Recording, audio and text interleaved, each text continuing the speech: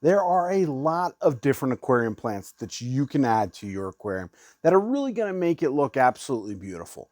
And there are a ton of options for you out there, but there's not a lot of options for you if you have lower light tanks that are going to be anything but green. In today's video, I'm going to talk to you about two different plants that I think are just gorgeous plants that you can add that are going to work in your lower light tanks that are going to give you some extra color, that red, that bronze that you might be looking for.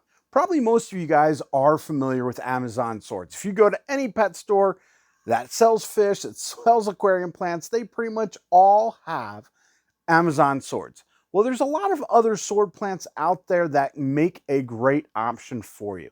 And two of the sword plants that I'm going to talk to you about today are red melon sword and red flame sword.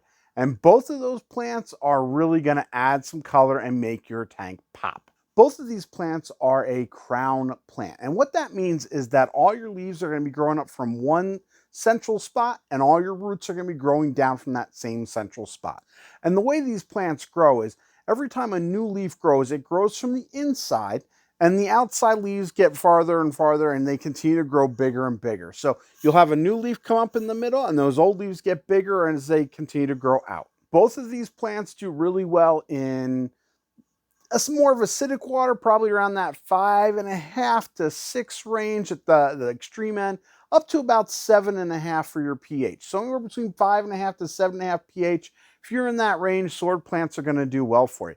They also are going to do really well in temperatures from about 70 degrees to your lower 80s, 82, 83 degrees.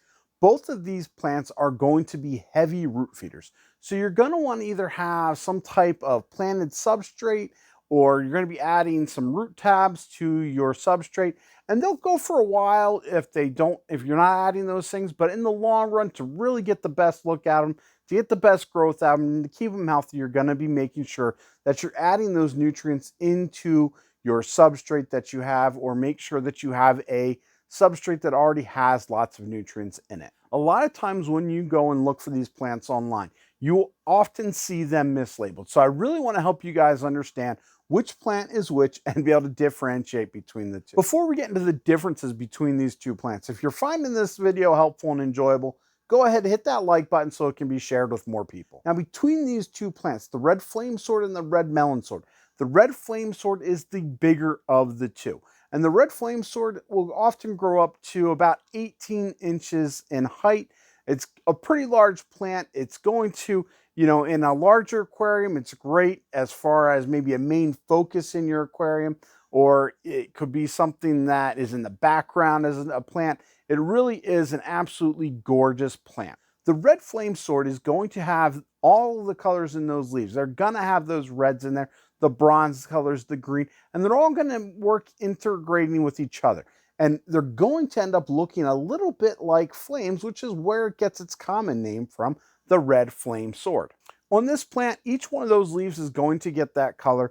And the more light you have on there, the more nutrients you're providing to that plant, the more that red coloration is going to come out in the plant. If you're running more of a lower light, you'll see a darker, greener color to the plant is going to be more dominant. Now, when you look at the red melon sword, this is a smaller plant, and it's going to grow decent size, probably up to about 12 inches. So it's not a small plant. And if you're only putting it in a 5 or 10 gallon tank, it's going to take up a large portion of that tank.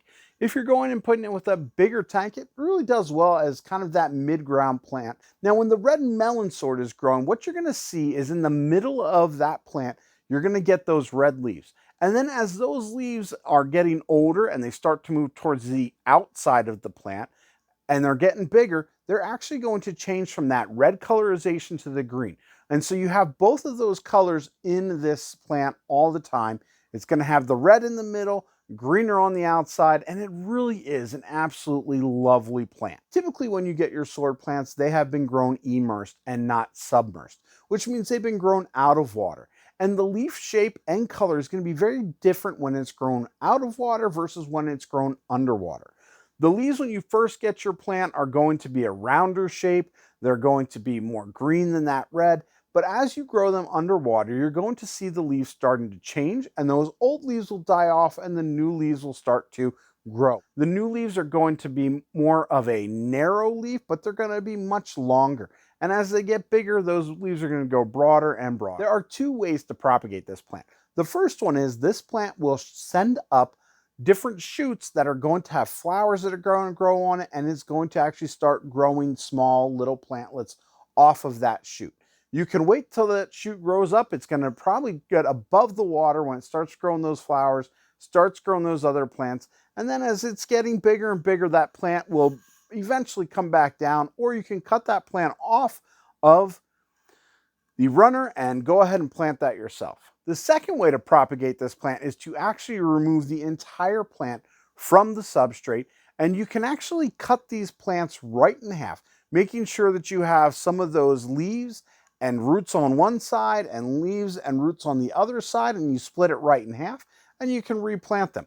Now, obviously, when you first do this, the plant's going to look very lopsided and is not going to have a very beautiful look initially, but eventually it's going to grow those leaves back in, and it's going to come back and start making an entire plant again. And it's really a great way to be able to continue to share these plants with other aquarium hobbyists. Sword plants are some of the easiest plants to grow in your aquarium. And if you're looking to add some red color, these are great options for you. If you guys are looking for some other simple plants to grow in your aquarium, make sure you head over and check out my playlist right here.